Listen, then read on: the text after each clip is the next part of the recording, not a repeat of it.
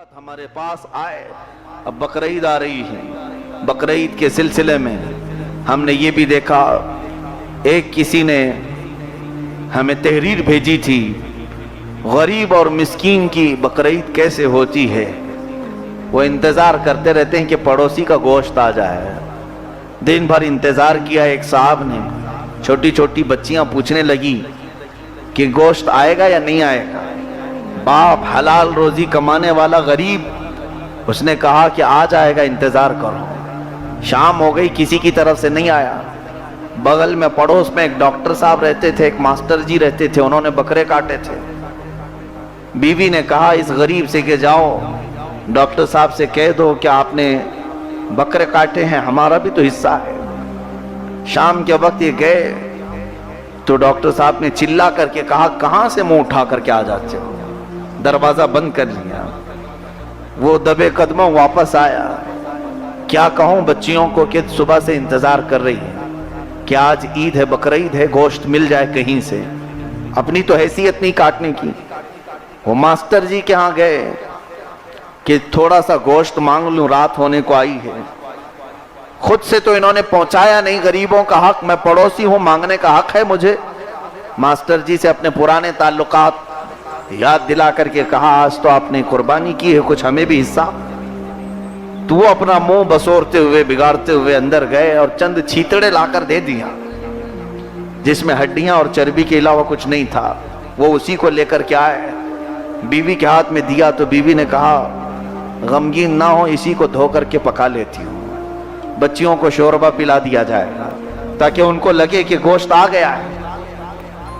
और फिर लिखने वाले ने लिखा है, उसी दिन एक आंधी तूफान आई, लाइट चली गई। इत्तेफाक से 2 दिन तक लाइट नहीं आई। तीसरे दिन देखा तो डॉक्टर साहब भी और वो मास्टर जी भी गोश्त के अंदर से बड़े बड़े पतीले लाकर कचरे में फेंक रहे थे, इसलिए कि फ्रीजर बंद होने की वजह से गोश्त सड़ गया था। तो ये गरीब और मिस्कीन की आंखें फटी रह गईं। इन लोगों ने एक गरीब के घर चंद टुकड़े नहीं भेजे और इनके गोश्त सड़ करके इस तरह से बाहर फेंकने चले गए।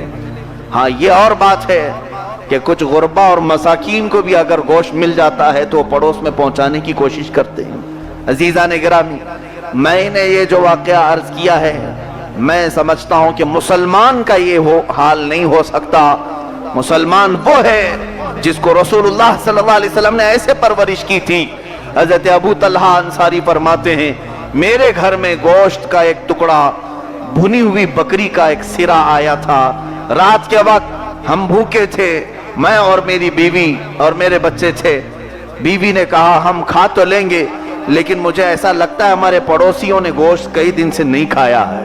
हज़रत अबू तलहा कहते हैं, दिल पर पत्थर रखकर हमने पड़ोसियों को दे दिया कि चलो फिर कभी हमें गोश्त मिल जाए, उनका पहले ख्याल करें।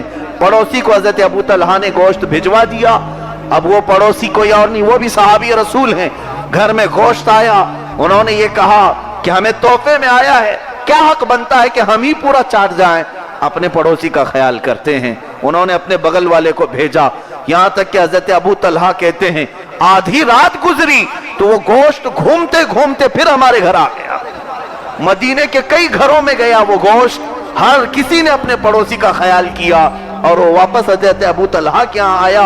आपने ये सोचा कि ये मेरे हक में ही है, फिर आपने तनाउल फरमाया। वो मुआशरा मेरे आका ने पैदा फरमाया था, वो इत्तिहाद था जिसमें अल्लाह के नबी सल्लल्लाहु अलैहि वसल्लम ने एक दूसरे का दर्द हमें सिखाया था।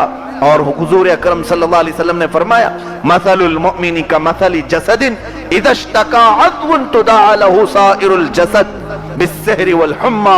मोमिन की मिसाल एक जिस्म की तरह है, अगर एक पार्ट को, एक अज़्व को तकलीफ हो तो पूरा जिस्म बीमार हो जाता है।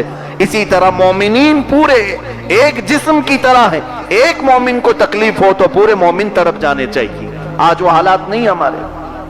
इसका मतलब ये हुआ कि हमारा जिस्म कट गया है, और जब हाथ पैर कट जाएं तो हाथ को कुछ भी हो, जिस्म को क्या फर्क पड़ता है। आज हम कट गए और हर अज़्व हमारा अलग अलग है।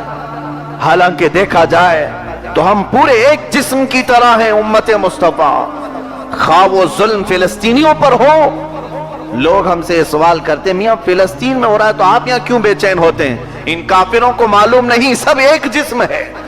میرے آقا صلی اللہ علیہ وسلم نے یہی درد ہمیں بتایا۔